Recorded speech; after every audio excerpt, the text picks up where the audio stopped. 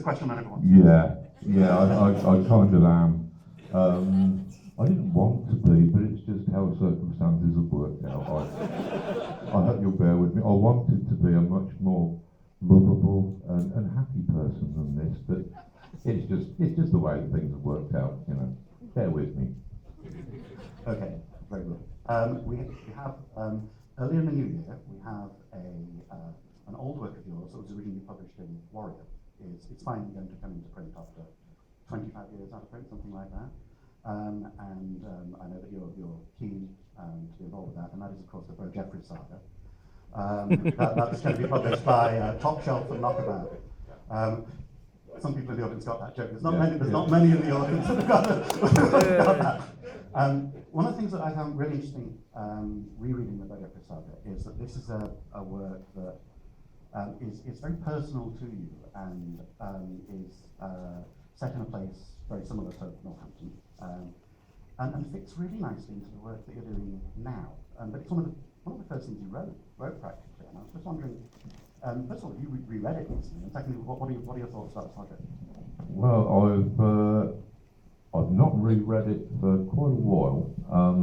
I've heard that Steve has just finished the new 24-page strip that's in there, which I'm looking forward to that. The Bo Jeffries was always kind of special to me because I've never actually been exclusively an adventure writer, or certainly not a superhero writer.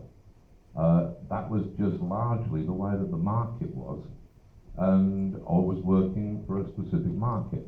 But with the Bo Jeffries, that was a strip that was actually about something really close to my heart, which is basically how extraordinarily mental much working class life is, or at least mine, certainly. And there's a surrealism in working class life. There are these factories that have got strange names. There's a pile of blue shavings that smell funny. The factory does something like, like Philippine. And you think, what's that? Is that actually a thing? Does that actually exist? And often the labourers there don't seem to know exactly what the place does. These places, they used to haunt my childhood. And the kind of that life that goes on in those streets, it's much stranger and much more absurd than most fantasy stories that I'm aware of. So yeah, the Bo Jeffries was always really special. And the new one, where we brought them bang up to date, so it's during a Gordon Brown government.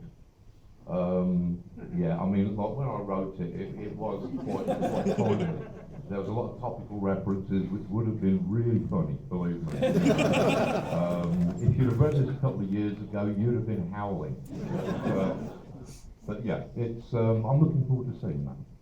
I think one of the things that, as someone writing a biography of you, one of the things that's very, very striking is that until the birth cult, practically, there's very little sort of autobiographical in there, and small killing, big numbers I suppose, and small killing a little bit. Nowadays it seems to be a lot more family history, local history of Northampton and things like that. Is this you growing up, or is this you, why, it seems to be quite shifting your career, and I just wonder, or shifting your interests perhaps. Well, I suppose that, I mean, way back around big numbers, that was the first time that I thought, I'm actually much more interested in Northampton than I am in most of the other places, including the imaginary ones, that I'm writing about. I think Northampton's actually much stranger and much more involving. This has become more focused. These days I tend to think it's all about place. I think that when it comes to, say, literature, the writers that I like best are the ones who are focusing upon where they are. I mean, even, say, a writer like H.P. Lovecraft, who I'm very deeply involved with at the moment. I've got this huge stack of Lovecraft reference books. I'm like walled in with Lovecraft reference. It'll be like the cask of Amontillado or something. There'll just be this final copy of The Haunter of the Dark or something, and that will be slipped into place and nobody will ever see me again. But he was a writer who was completely obsessed with place. He was trying to express the New England landscape around him. And yes, I do happen to suffer from the delusion that Northampton is the physical and moral centre of the universe. I think moral is a new development. I think. Well, all right, I just thought of that one. I thought I'd try it out. Try it out on the audience, see how it went down, you know. Like the Big Bang, bang. Well, I mean, I've only just found out. This is about a year ago. No, this last year. I mean, I'd already got most things in the universe starting in Northampton.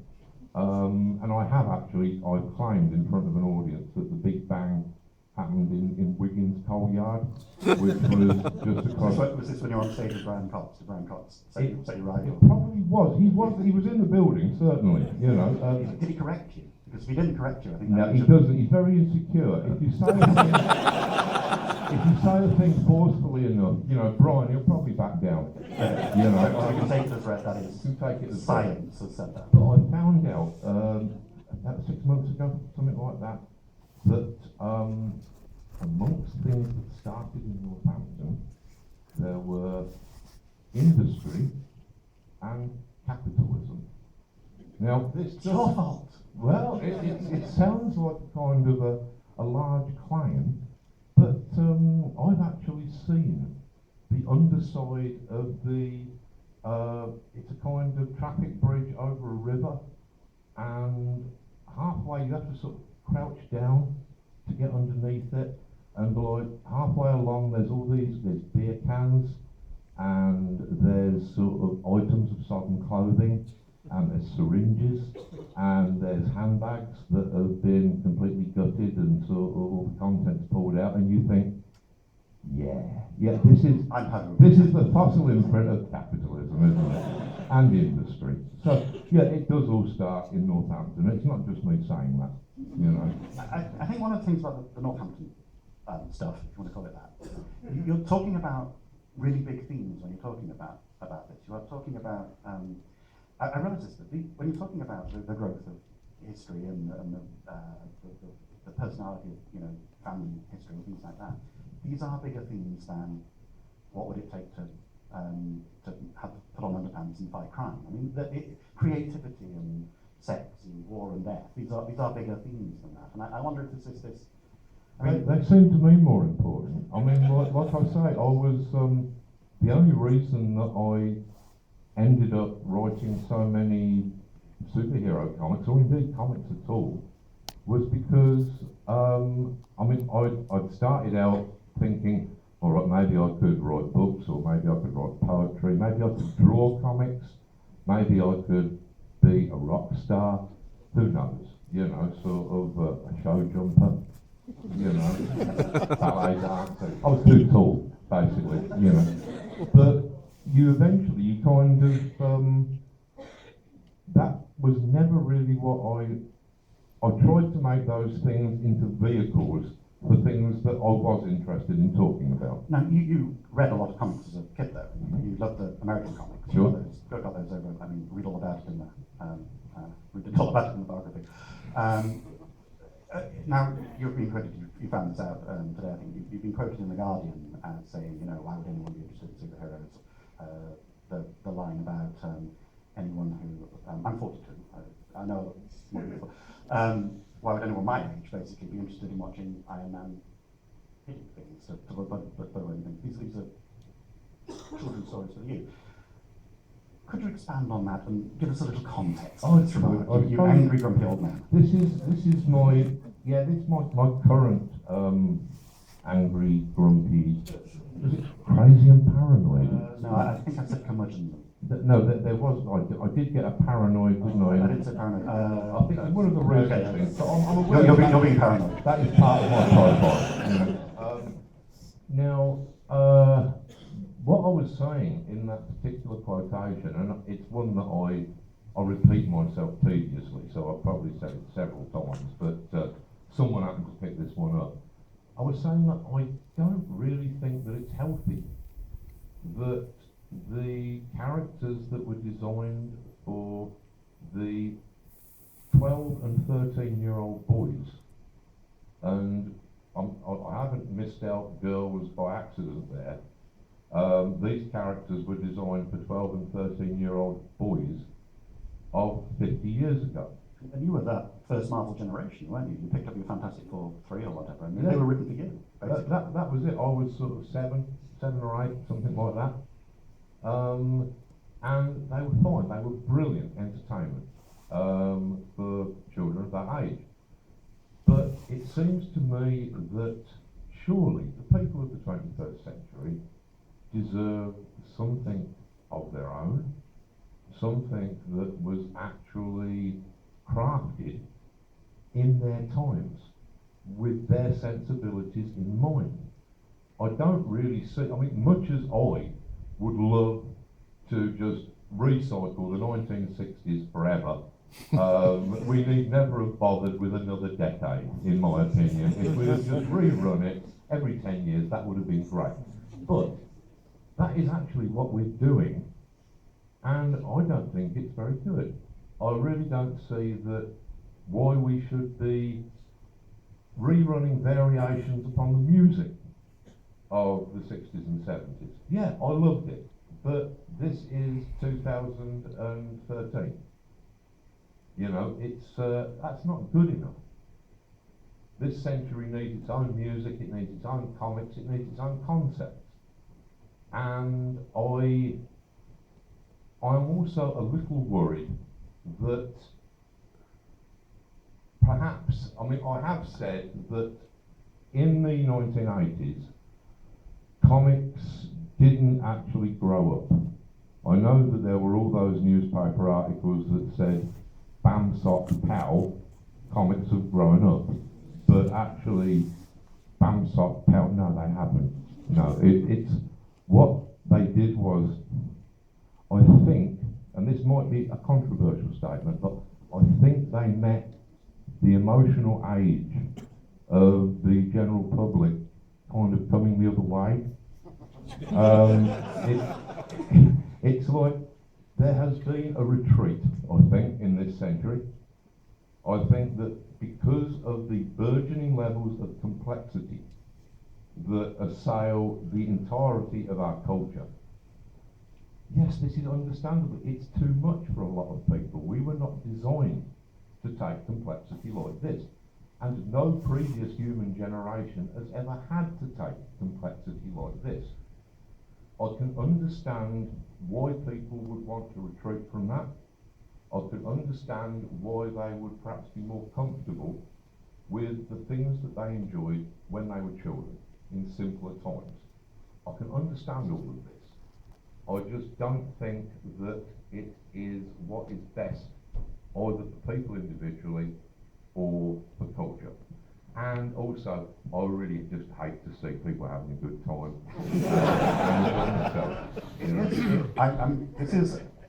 When I was looking at the things that you criticised of your own work, in fact, the two things that you were most vehement about at the time that they were published were DR and Quinch, which, you know, breaks my heart, and The Killing Joke. Those are the two things. These were both things that were quite straightforward. They weren't really about, you know, your great political issues, your great things. But they're also wildly popular. So is there something about it where it's like, grr, those kids, they like my stuff, but it's the wrong stuff? Is this a... When I was actually doing those things, I mean, I don't really think that I thought of them as being wildly popular at the time. With DR and Quinch, I was finding it more and more difficult to actually keep up the standard of humour, and it was quite a high standard of humour. They were very funny. And also I was starting to feel a bit uneasy about using things like thermonuclear war as a source of humour. That was starting to sit a bit oddly with my green politics. It was just There'd been that, which that lasted until I found out that John Wagner hadn't actually been asked. At which point I decided that I didn't want anything to do with the project. I think one of the things that one of my big revelations writing this, and I've said this in interviews, so sorry if anyone said this, I realised about halfway through writing this book that writing a book about Alan Moore, I ended up with far more rights that I just took for granted than Alan Moore has generally enjoyed with any of his work. I think when you realise, and I don't want to sort of tattletale about it, but when you realise that, for example, Alan Moore, very odd talking about him in the third person when he sat next to me, but Alan Moore isn't being paid for Before Watchmen, and was not consulted about it, and they can just do that. They can make W for Vendetta, whenever they want. And there's nothing that they can, there's no control. No, I think that the power that you want is not money and it's not acclaim. It's that you want to be able to say, this is a bad idea, don't do it, and they will go, oh well, Alan Moore must know his stuff, we won't do it. I mean, is that all? Just respect as a. All I want is the ability to actually produce my work in the way that I want it to be produced. And I simply want the not unreasonable rights which people in almost every field other than comics enjoy. I think that comics would seem to be providing the financial backbone of a great deal of the movie industry at the moment, and an awful lot of culture in general. So why is it okay that the Kirby case isn't settled yet? For those of you who don't know, this is Jack Kirby and his estate, who are still, I believe, trying to settle with Marvel Comics, who Jack Kirby created almost every character that you have ever heard of. Just a quick rundown, just the Hulk and the Hulk, the Fantastic Four, Captain America, most of the Avengers, the original X-Men, possibly even Spider-Man, although Steve Ditko would have deserved probably the lion's share of the credit. But Siegel and Schuster, I think if that case has been settled, then it's only been settled very recently. These are the people who created Superman and sold the rights for, I think, $300. There are photostats of the check where they had all of their rights to Superman taken from them forever. I think one of the things I think one of the things is that you are not actually treated that badly compared to the other people in the comics industry. This is the terrifying thing, if you like, is that you are treated well. This is what, you're on a royalty for Watchmen. Every time someone buys a copy of Watchmen, you will eventually get your cut of that. And I think that that's an era where comics are trying to be more like novels and more creator-led. And the Watchmen contract was meant to be the good contract. That was meant to be the first of this new thing. And I think I don't want to dwell on business, but I think we're talking about it, sort of uncoupling it. You realise that there are things in there where you realise that the power that you don't have. There's some extraordinary things where if you just written novels instead of graphic novels, you would have all sorts of rights that you don't have. Yeah. Well, tell me about it. So what's the difference now? Now that you are working, you've got your Jerusalem, which you claim is being written. You've got a chapter to go. Nearly there. Nearly chapter. Yeah, chapter.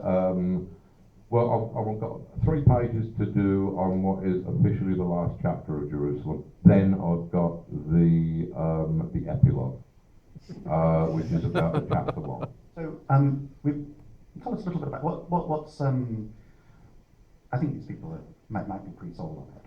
We've got an audience here. They paid 15 quid for a ticket, so you think they'd be up for it. But why should they be pre-ordering it from Amazon? Why should they be buying it on day one? Well, let me see. Because it's like really, really big. Yeah. It will really impress everybody. You can put it right next to that copy of the Brief History of Time that you haven't read. And but no, I don't know. It will find its audience. I'm not sure whether it will be for everybody.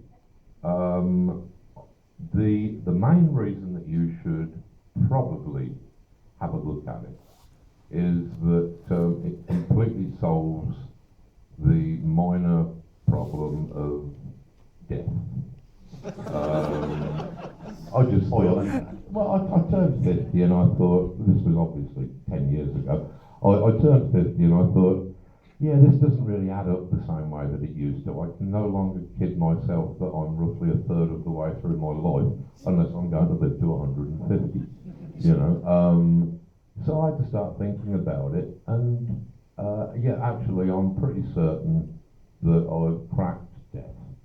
And you don't need to thank me, you know, just buy the book. And no, but I mean, simply put, it's the idea that, as far as I understand it, we are living in a universe of at least 4 dimensions, which means that those are all spatial dimensions, even the one that we perceive as the passage of time. That means that you've got what is called a block universe. It's a solid construct of space-time in which everybody's lives are embedded unchangingly forever. And to me, that seems like when you reach the end of your life, your consciousness has probably got nowhere to go except back to the beginning. And there was a lovely quote from Albert Einstein. I only came across this halfway through writing Jerusalem. It was about a few months before Einstein's own death, and he was consoling the widow of a fellow physicist. And he said, look, it's not, to physicists such as ourselves, death isn't really a big problem, because we understand the persistent illusion of transience, which is lovely, isn't it? The persistent illusion of transience. The idea that those good programs that used to be on television, that they're not on anymore, that you can't get Spangles anymore, that sort of, you know, those nice houses that you used to like and they pulled them down, those people that you used to enjoy the company of who are dead, that is an illusion. The illusion that things are going away. That somewhere these things, they're just a bit further back down the road. And so this obviously is the centre of Jerusalem. Einstein said it in about, 12 words? Something like that. So 12, that's his record. That's You his going for his record. It's somewhere over 500,000. I probably could have used an editor on that, couldn't I? War and Peace is 325,000, I think. So it's War and Peace plus this, basically. See what I did there? That's good. I mean, yeah, bigger than the Bible, and I hope more socially useful. And better selling. And better selling. Yeah, more homes will own it. Yeah. So more optimistic. So magic. I'm approaching this from my, ultra-rationalist perspective, and I'm seeing it as a strategy for writing, and I'm seeing it as a way of improving, an oblique strategy, as Brown, would put it, as a way of improving that. There's very clearly more to it than just top writing, a writing tips thing. What's it mean to you, and what's the part that's it playing your life rather than your work? Well, I don't know if I can even separate my life and my work, and I certainly can't separate really either of those from magic. Sorry, can I just? I interviewed him for the book, and I asked him if he had any hobbies, and he laughed. And then there was like a 2-minute pause, and he went, "I go for walks every so often." So the life and the work. I mean, it's difficult to separate those things, but by magic, what I'm talking about is, I suppose it's any artist writ large, and in some ways any human being writ large. I believe that it is just a human being or an artist trying to achieve their full capacity for experience and for production, for creation. To me, it's like the standard approach to consciousness, which is that either that consciousness doesn't exist because it cannot be explained scientifically, which is only obvious, really. I mean, science can't talk about anything which cannot be demonstrated with empirical experiments. So consciousness is kind of off limits. However, you do get people attempting to explain away consciousness because it's annoying. It's irritating to scientists to have everything in the universe worked out apart from the phenomenon that they are using to study the rest of the universe. That's really irritating. It's magic a way of trying to articulate the inarticulable. Is that the idea? Well, that is part of it, but mainly it's a way of approaching consciousness. Now, to say that, yeah, all right, there's no such thing as consciousness. Consciousness is purely an accident of our biology. Yeah, it's some sort of glands that are giving us the illusion that we are conscious. And those glands are based upon chemicals, and chemistry is a hard science because that's based upon physics, and physics is a hard science. But unfortunately, physics is based upon quantum physics, which says that the mind can actually influence things upon a quantum level. What would be the bad thing if science? If tomorrow you wake up and you go and you read in the paper that the science has cracked the problem of consciousness, what's going to be the downside to that? What's the benefit? I would be very, very, very surprised. I mean, I read the New Scientist every week. I'm aware of the breakthroughs in artificial intelligence, but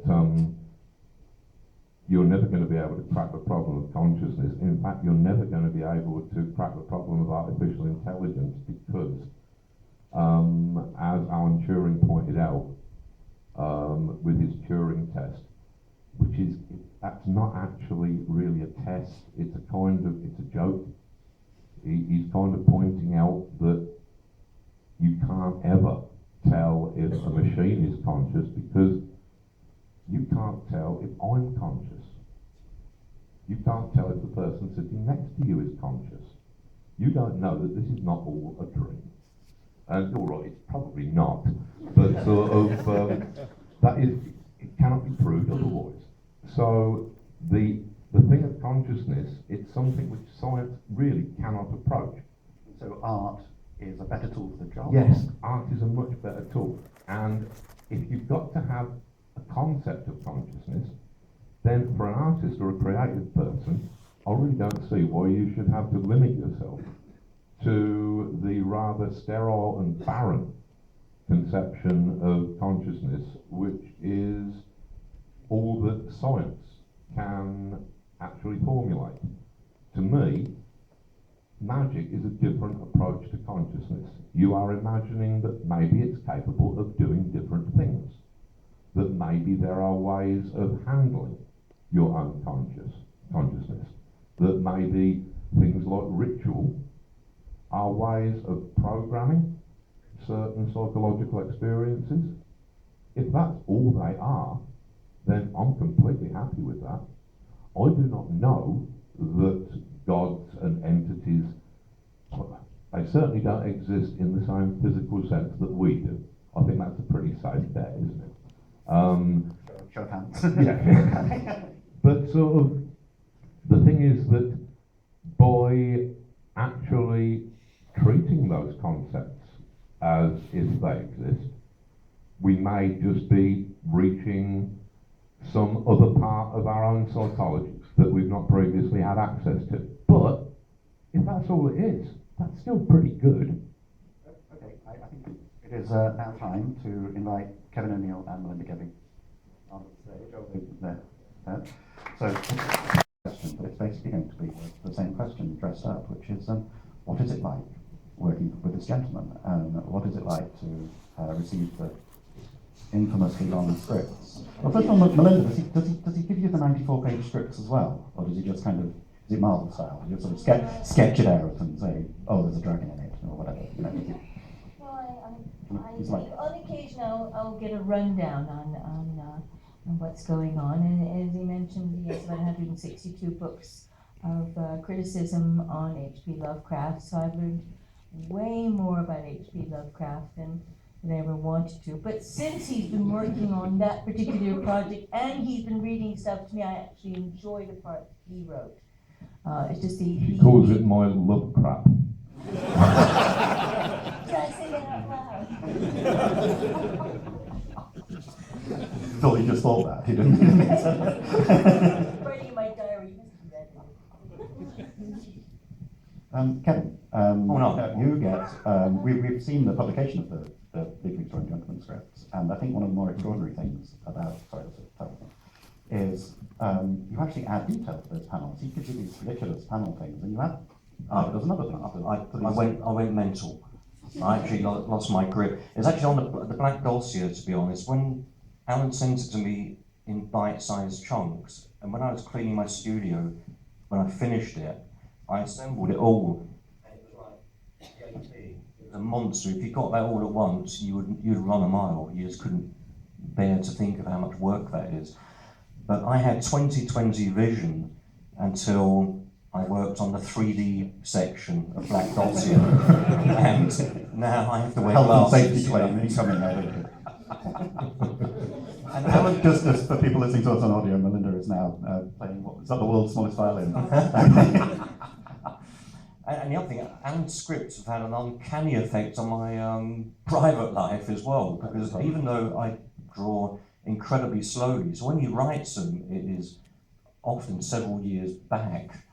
By the time I get to a certain highly emotive point in the script, it actually happens in my real life. Someone dies, or there's a breakup, or there's something really dramatic, and it's uncanny. I mentioned it to him a number of times, and he won't take any blame for it at all, you know. No, he was actually being haunted by Aleister Crowley at one point. I mean, seriously.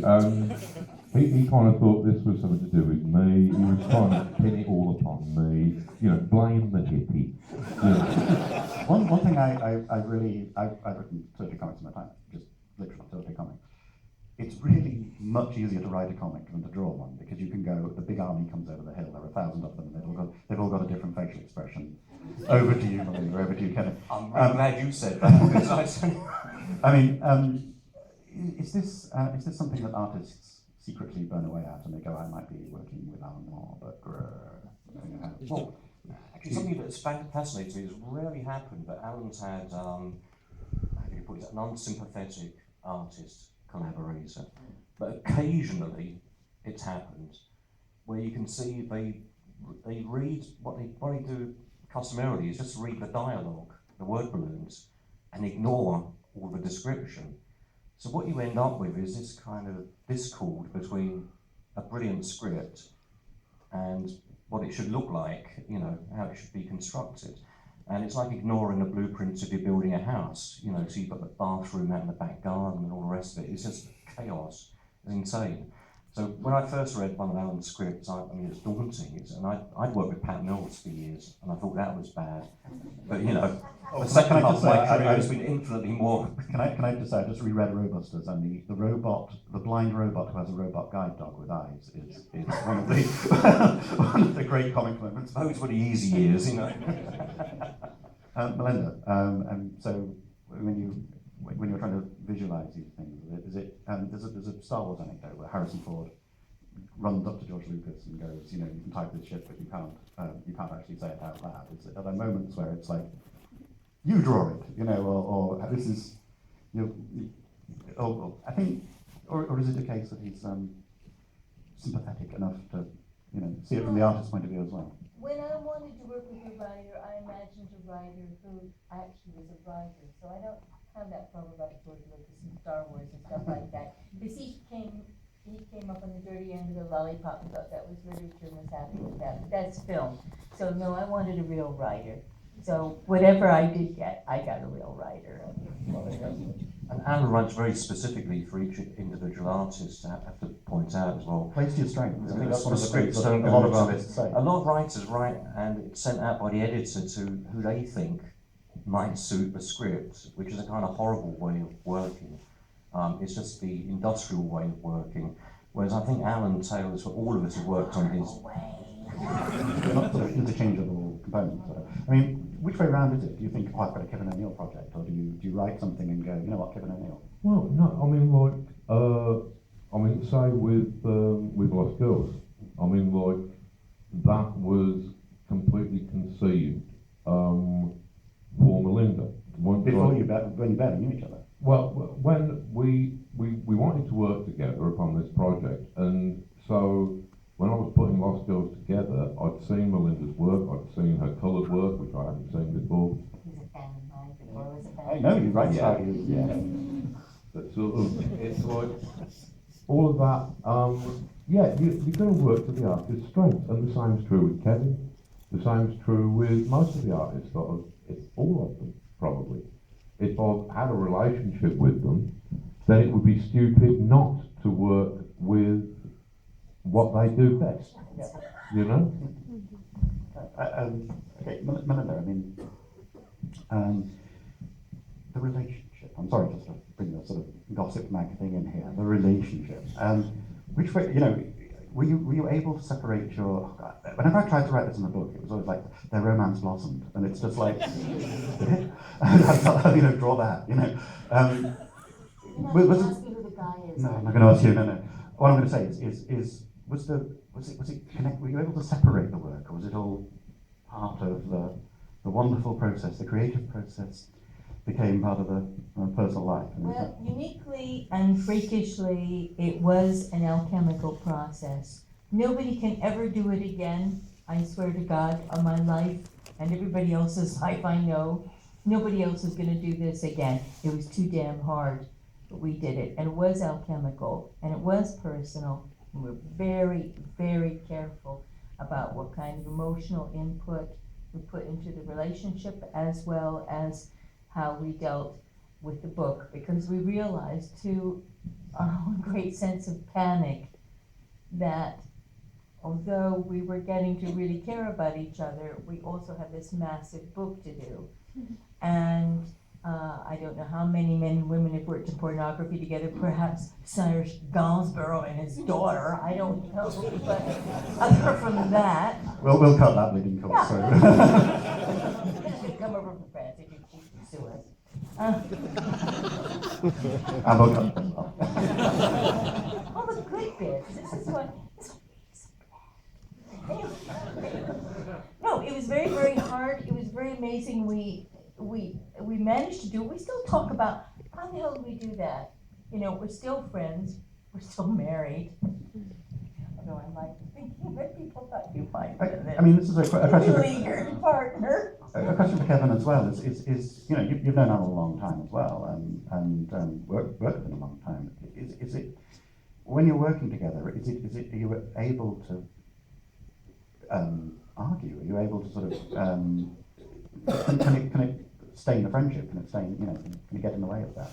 Well, I can see how it could, but we've not had any. I think Alan and Eddie From Hill may have had a couple of disagreements, which I think is a matter of record. And I don't think on League we've actually ever disagreed. I mean, I think we just bring different things to it, and occasionally we brought a character into League who I think only we like, Gollywog, to kind of reintroduce this actually incredibly powerful black character back into our world.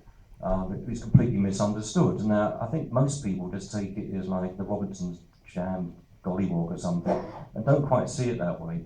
But we never argued about it. I think we both were in general agreement. It was a good idea. Definitely. I mean, yeah, it's. I don't think. I mean, we didn't have any arguments about things on Lost Girls either. I mean, there would be things where you might say, I think it'd be better if we did it this way rather than that way, in which case I'd sort of say, okay, fair enough, if you feel that way, do it that way. And We'd always discuss it, wouldn't we? It was just, it wasn't like one of us was going, So, I mean, I'm thinking about arbitration disputes here. I'm thinking if you've written your script and you've said, you know, if you can think of a better way of doing it, do it, and all that. What happens if, you know, Melinda draws something and you go, no. What happens if Kevin draws something and it's like, it's just never happened. We would never sort of be that blunt with each other. I mean, we get someone up like dear Oscar Zarate, who's Argentinian, Down and there. show him around. He's on the end of the row there.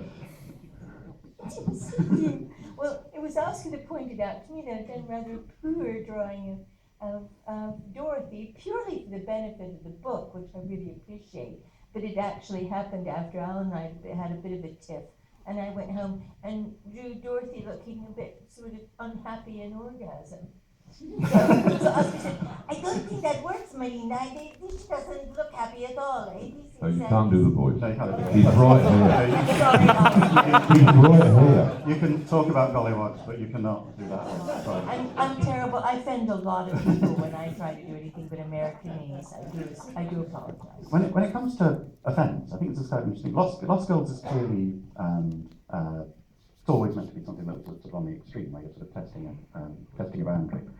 And there's stuff, plenty of stuff like that in Legally Extraordinary Gentlemen as well, especially more recent stuff is something like that. What's the idea there? What's the point of offending? Well, this is not stuff that's done to offend. It's just that it's done for grown-ups. I mean, like, as we were saying a little while ago when we were talking about superhero movies, things like that, superhero comics these days, they're not for kids. I mean, they're still the same material by and large as was used for kids, but the readership of superhero comics, it's largely people in their 40s, 50s and 60s. Now, if we are working, if that is the audience that we're really working for, then why do we have to aim the narratives at children? I mean, we are assuming when we're doing Lost Girls, this is for adults. We're assuming when we do the Black Dossier or Century that yes, this is an adventure story, but it's for grown-ups. Are we when we read Lost Girls, say, are we meant to be shocked, or this is a question from Melinda as well? Are we meant to be shocked, or are we meant to go, wow, everything else is so bland? Because I think you know, like you say, grown-ups when you're in your 40s and 50s. I mean, there are things in Lost Girls you probably should have seen by that point. You know, Yeah, perhaps some things you haven't as well, but yeah, we weren't. I mean, I really don't like doing things just for shock. I think that's kind of puerile. If there are good reasons for having a certain scene, and that scene happens to work out shocking, then I don't think that you should back away from that if it is necessary to the story. But if you're going out of your way to provide shock after shock, it probably won't be a very good story, and you'll have probably exhausted your audience's capacity to respond to it. Oh. Yeah, well, the tempo of pornography, which most pornographers don't know about, is that it can move like music. It can be orchestrated, it can be fine art, it can include great philosophy as part of the undercurrent of what's going on physically between the people. So we hope with Lost Girls that, yes, people who, I hoped that it would start dialogues between couples, that they could point to a page and say, I like that, what do you think? The other person would say, turn the page, I like that other one better, but let's discuss. You know? So sex on a less discussed basis, where somebody else that makes all the mistakes, and people can look and go, I don't think I like that one, let's move on to something else. I think one of life's little ironies is that when I was looking at the press reaction and the reviews of it, that this Lost Girls is the point where you hit the true respectability. It's the point where the Independent goes, oh, he's a great novelist, not just a great graphic novelist, and all that sort of stuff. And you couldn't have seen that one coming. No, I was certainly blindsided by that. It was. You thought you were going to be banned and burned. Yeah, I mean, like, we were surprised that we were still at liberty. You know, we thought, why haven't? Alan, quite well before, didn't you? You're not. Oh, you got a mic? You got a mic? Come on. It's a latitude moment. Yeah, thanks very much. Yeah, Yes, Alan and I have been sort of good mates for many, many years, and we've worked together before on various projects. And Alan had been talking about doing a short film, which he wrote, and one that he could do what he wanted to do with, as opposed to have to sort of cow down to what other people wanted to do with this stuff. One that he could do what he wanted to do with, and we sort of mentioned it over a short period of time, and then he wrote this film called Jimmy's End for Mitch to direct, and I think Alan sort of asked me if I wrote the part for me. around you, Yeah. Bob. It's one of the, it's a really, you'll see in the film, it's a really, really unpleasant kind of character that I'd sort of, I mean, I'm not saying that Bob is an unpleasant character, you know. He's very unlikable. But I kind of wrote it for the way that the lines that I knew that you could deliver, Bob. Well, thank you very much for doing that, Alan, yes. And Alan and I, over the years, have got this sort of relationship anyway, where we have banter between us, anyway. And as you will see, and as you will see from the film, it was a very easy part to do, actually, because as Alan has just kindly said, he wrote the part for me, and in the character in which he sees me anyway, which I'm not sure whether that is too complimentary when you actually get to see the film. But there we are, yeah. And Siobhan, I don't know, what was did you have a connection to the world, or did you know who this gentleman was before? I did, absolutely. I mean, the Killing Joke actually was my one of the first comics that I ever read, that my brother got me to read when I was about 7, possibly 6. That's too young. I can see now how a See, lot Corrupted a generation. Yeah. Oh my God, I am so sorry. Forgiven.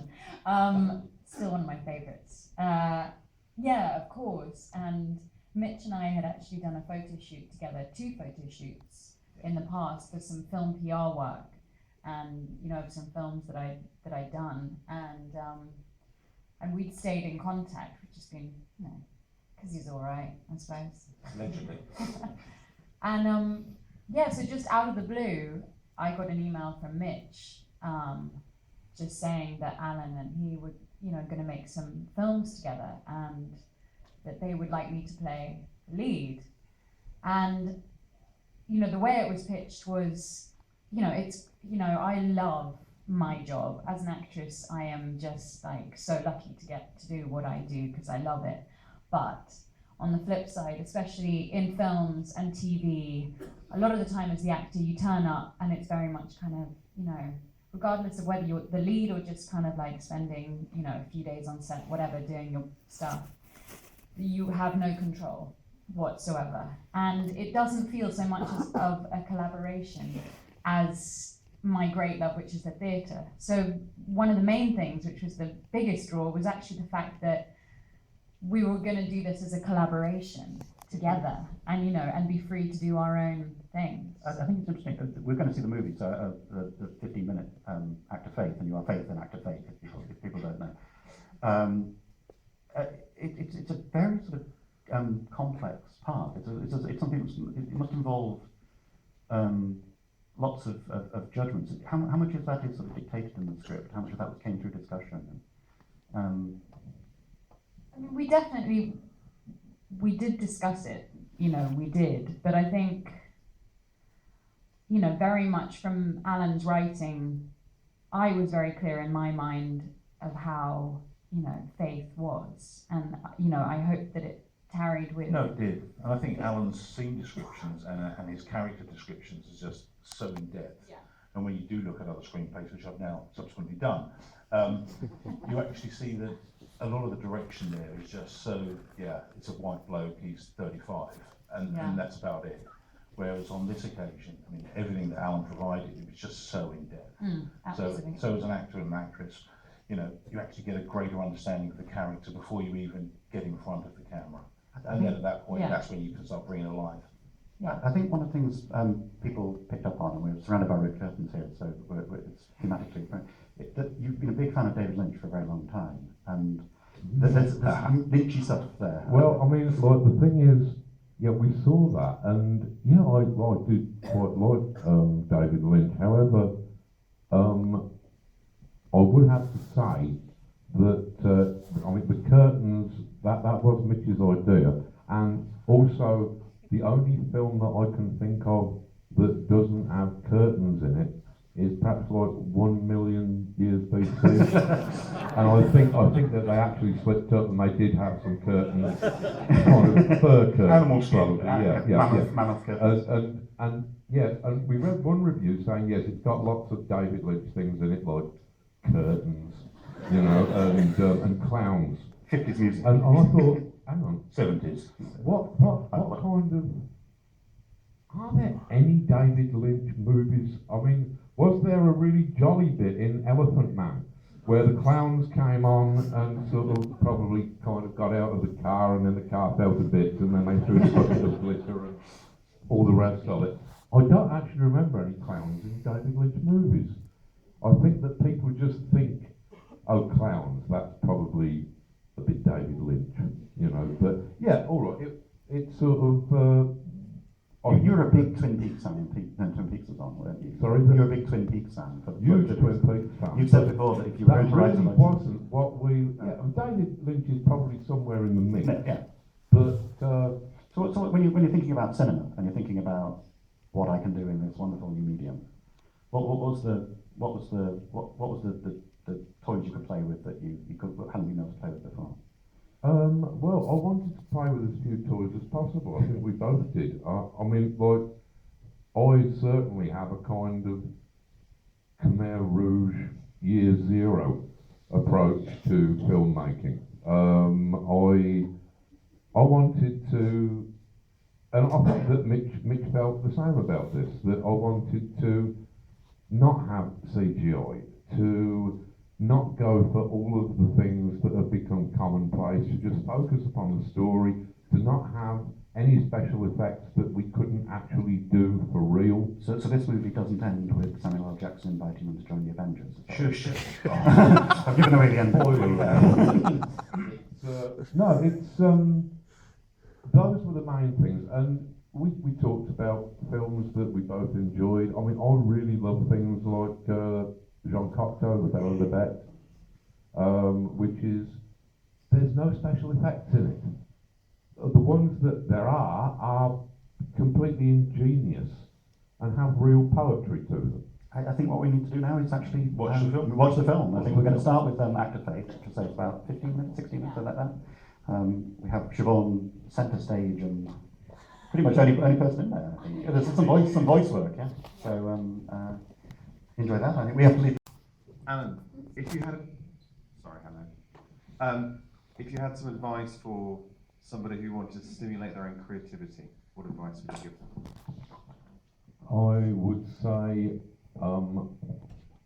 look at good work by people, but don't look at too much good work by people. Look at rubbish. Actually, really terrible work by people is a fantastic inspiration. Like, I'm doing this Lovecraft thing at the moment, and one of the headings that I put in writing for other people who might want to work in the same continuity was, what can Brian Lumley teach us? Now, Brian Lumley is somebody who writes really, to my mind, quite terrible Lovecraft pastiches. So, read somebody like that, and then don't do that.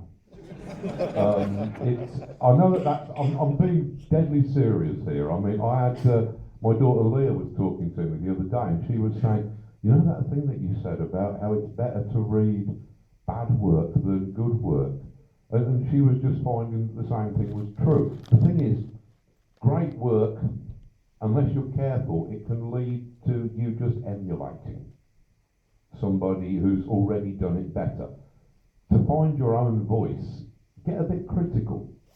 Look at good work, bad work, be able to say why it's good or bad, and then adjust your own work accordingly. that is probably a good way. It also, reading work by people who are worse than you makes you feel really good. It's serious advice. Okay, we've got a question at this. Oh, sorry, I've got one right at the back.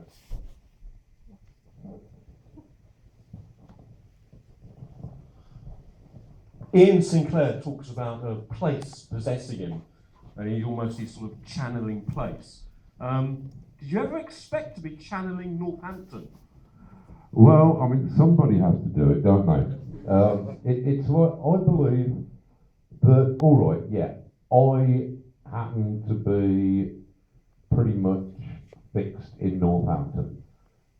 It's where I've always lived, and yes, I do believe that it is the most important place in the world. However, I do realise that other people will have their own point of view upon that issue, and that they might think that the places where they live are just as important. In which case, I would say that's fine. Just you do as good a job at channeling your places as I'm doing with mine. That's not inconceivable. And I think that what I would really like is if everybody were to pay more attention to the boring, miserable, nondescript places that they've grown up in or that they live in. And I think that they would probably find, with a bit of examination, that those places were not boring or miserable or nondescript at all. They might find that they were kind of fabulous, that absolutely mythical things had happened there, which might make them feel a bit better about themselves, and it might be a way of restoring.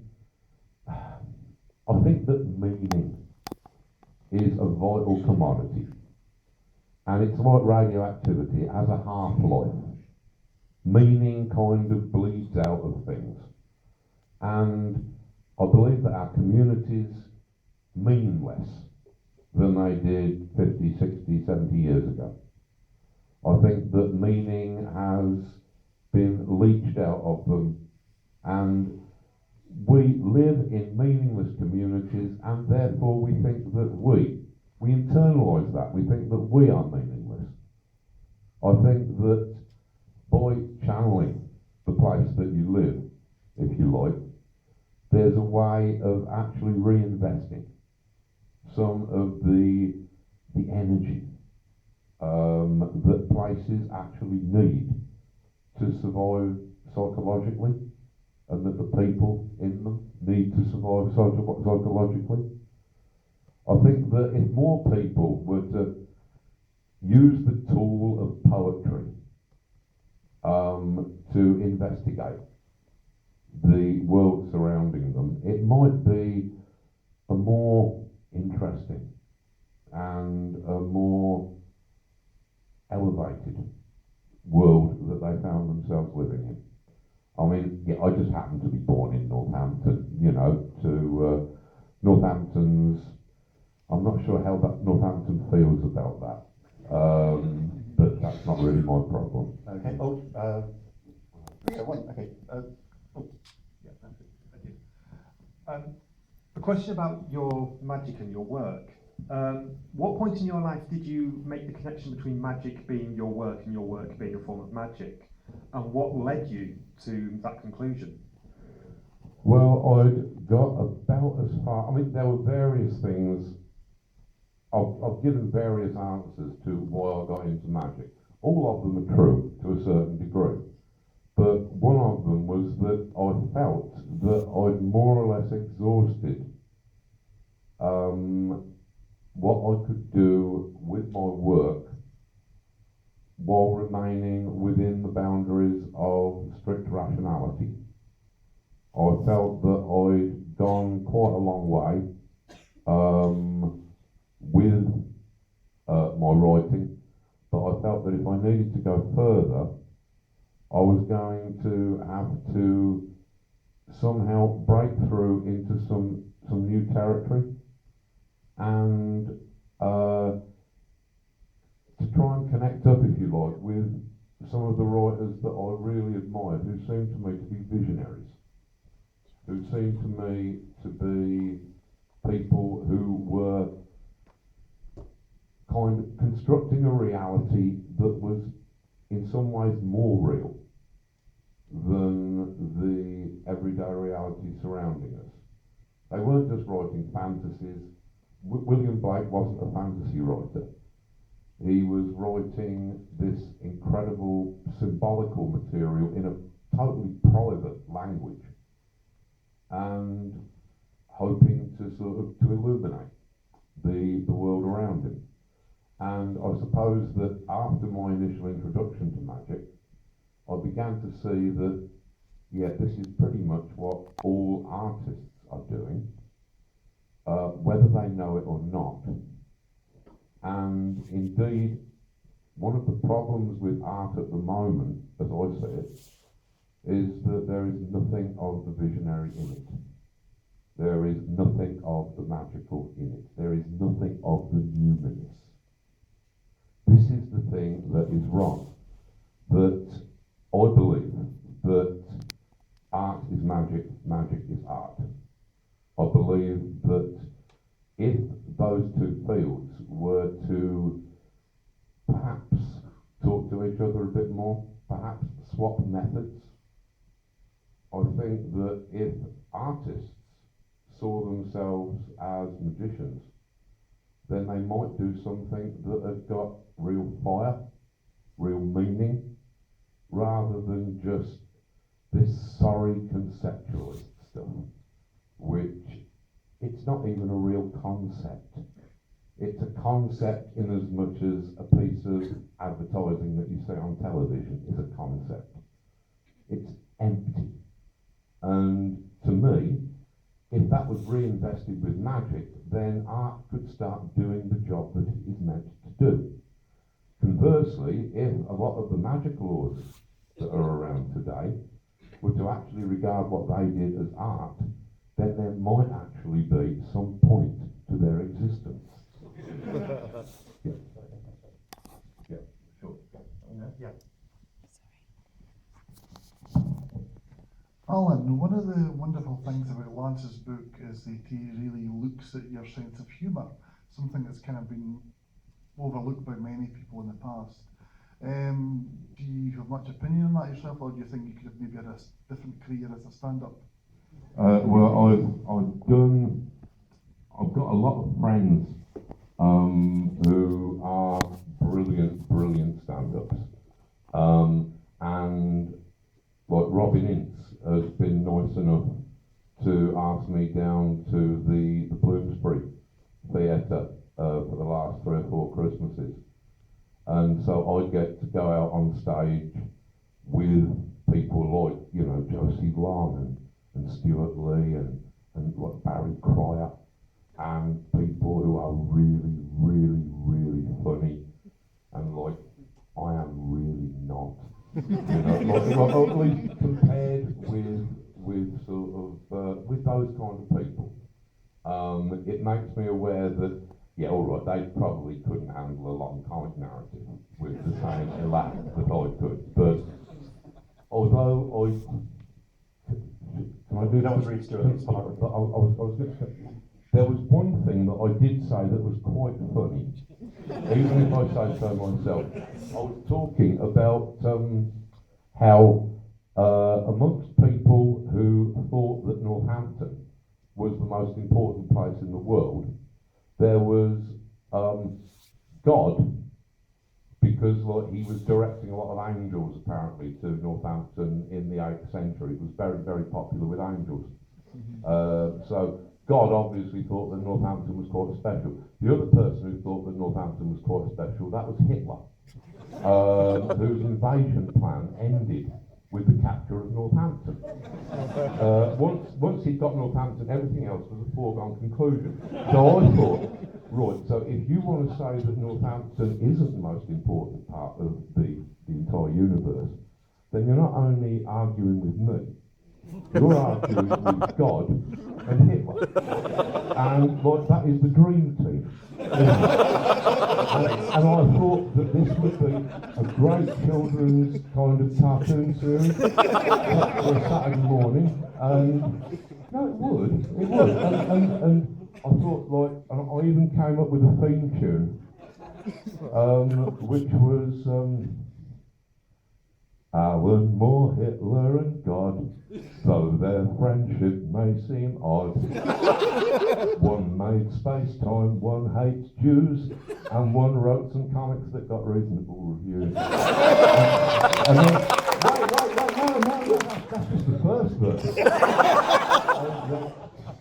Though their friendship may seem weird, all have moustaches and two have beards. One's a Nazi and one made hell, and Hitler and God probably did something as well. So, yeah, now imagine that after a Stuart Lee routine. I think you see my point. Okay, you've got the job of following that. So what's your question? This is going to be very boring. I was just going to ask you for an update of your collaboration with Steve Moore on the Magic tone. Well, Steve Moore is actually down here at the front, but I don't think I'm giving away too much when I say that we are a kind of a whisker from the end. It's quite a fat whisker, but sort of we have just got to. I've got to do the last part of the ongoing pulp decadent occult fiction serial that runs through the book.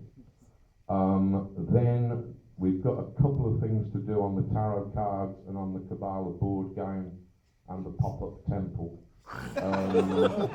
This is all real. We don't know whether we're going to be able to do it, but this is what we hope to do. And then we've just got to write the final essay that will be huge and will kind of be summing up the rest of the book and kind of making our closing argument. That's going to be quite big, but that is where we're at. So we're hoping to get it finished probably next year, almost certainly. That's the plan. Okay, we've got time for I think 2 or 3 more. We've got someone there. Yep. Yep. Hello. In light of Mark Miller and Grant Morrison, both of whom have now received honours, have you ever been approached by the shadowy figures who run the honour system? And if not, if you were to be approached, would you accept it? Well, I did, I believe, have my very good friend Porrick, who's somewhere in the... there he is. I believe he did call me up at one point and told me that there had been a petition sent into Gordon Brown's office asking if I could be given some sort of award. Then Porrick asked me, pretty much like you have, whether I ever could accept an award like that or some sort of honour. And I said, I can't remember my exact word, probably it was, no, of course not, and certainly not from a bipolar cyclops. Which is the kind of thing that means that you're definitely not going to be, and like that was from a Labour government.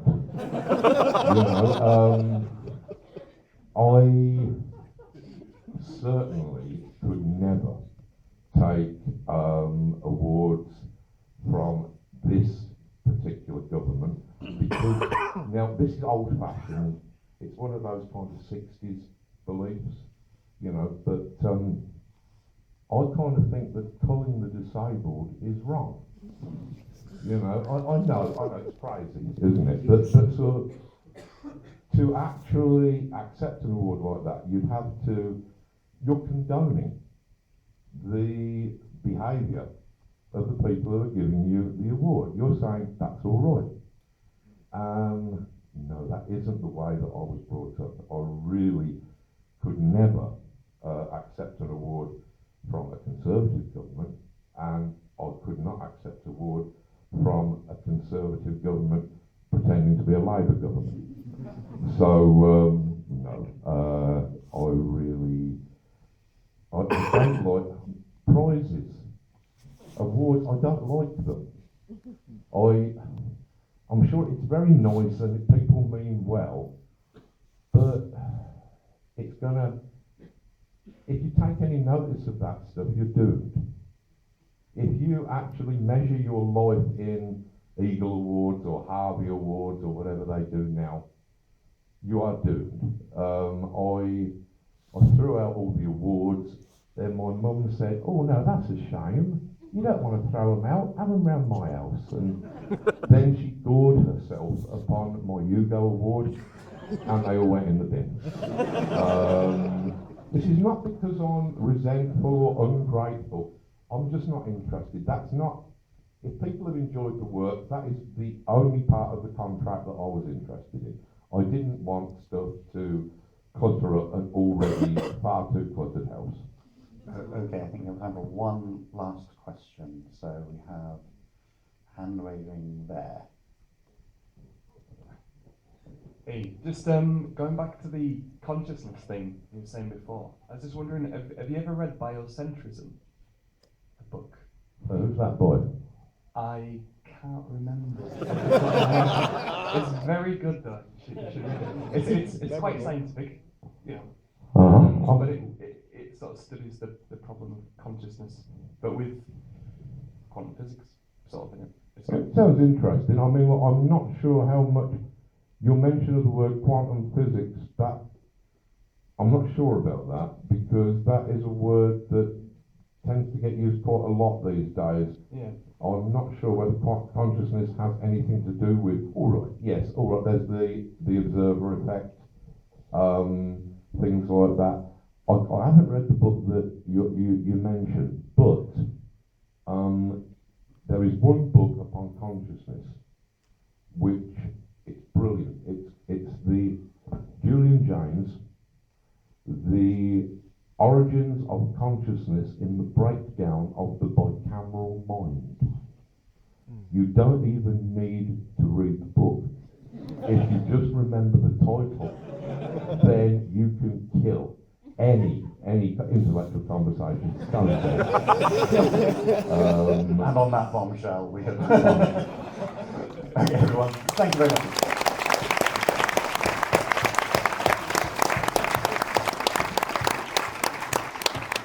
Okay, thanks very much. We are now going to show Jimmy's End. It's going to be it's about half an hour long. There is a subtle Hitchcockian cameo from Sir Mr. Moore if you look closely. You wait for that moment, you might blink and you might miss it. Enjoy. From then we'll be signing, and I think we're going row by row, and we'll be up here on the stage after this. So thanks very much indeed.